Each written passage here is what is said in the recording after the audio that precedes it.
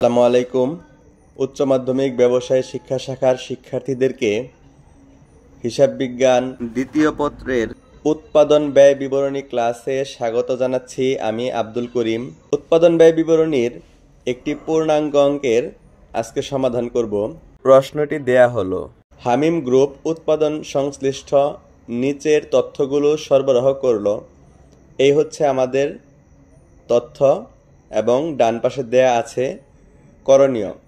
কতে করতে হবে, মোট ব্যয়ের উপর মুনাফার হার নির্ণয় করো। খ, কারখানা ব্যয়ের পরিমাণ নির্ণয় করো।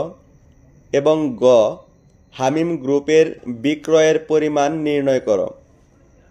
প্রথম অংশে এবং আজকের এই ভিডিওতে ক এর সমাধান করব।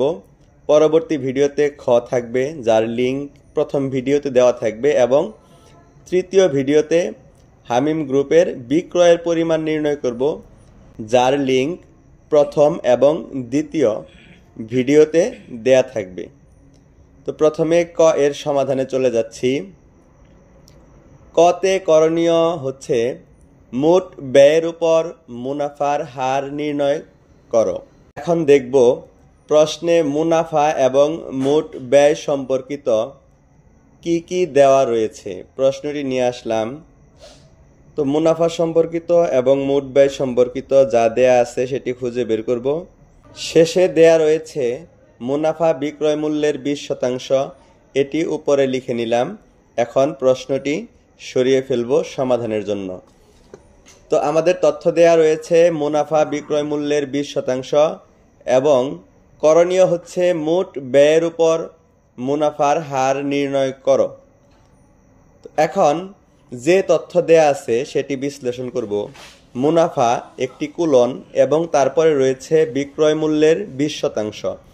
এরকম যদি কখনো থাকে বিক্রয় মূল্যের 20%, তাহলে ধরে নিব বিক্রয় মূল্য 100 টাকা। তো ধরে নিই বিক্রয় মূল্য 100 টাকা, তাহলে মুনাফা হবে কত?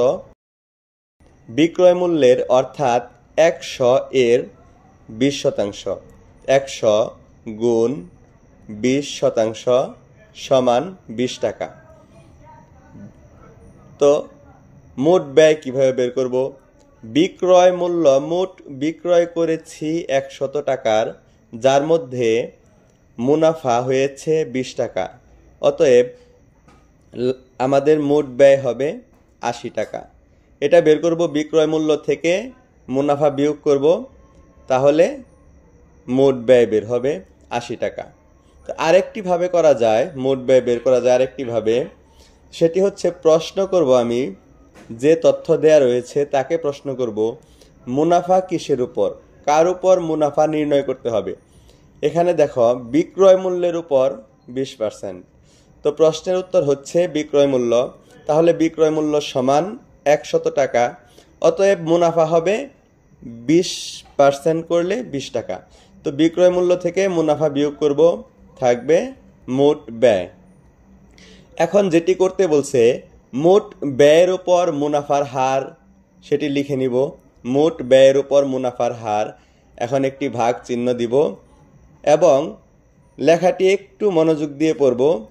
মোট ব্যয়ের উপর এতটুকু পড়লে আমি বুঝতেছি মোট ব্যয়ের উপর মুনাফা, অতএব মুনাফা হবে উপরে এবং মোট ব্যয় হবে নিচে। তো প্রথমেই নিচে দিয়ে নিলাম মোট ব্যয় এবং উপরে হবে মুনাফা। তো কথাটি যদি আমি আবারও বলি, মোট ব্যয়ের উপর, এখানে দেখতেছো তোমরা মোট ব্যয়ের উপর মুনাফা। এরপরে রয়েছে কি? হার। এই হার লেখাটির কারণে 100 দিয়ে গুণ করতে হবে। এখন আমার যে তথ্যগুলো বের করা হয়েছে সেগুলো আমি এখানে উঠিয়ে দিব। মুনাফার জায়গায় লিখব 20 এবং মোট ব্যয়ের জায়গায় লিখব 80। তো মুনাফা 20 ভাগ মোট ব্যয় 80 গুণ 100। এখন যদি ভাগ করি তাহলে ভাগফল হবে 25%। এটা হচ্ছে ক এর সমাধান। মোট ব্যয়ের উপর মুনাফার হার 25%। এই অঙ্কের খ এর সমাধানের জন্য ডেসক্রিপশনে দেয়া লিঙ্ক হতে খ এর সমাধান দেখতে পারবে এবং গ এর সমাধান দেখতে পাবে। ধন্যবাদ প্রিয় শিক্ষার্থীরা, আসসালামু আলাইকুম।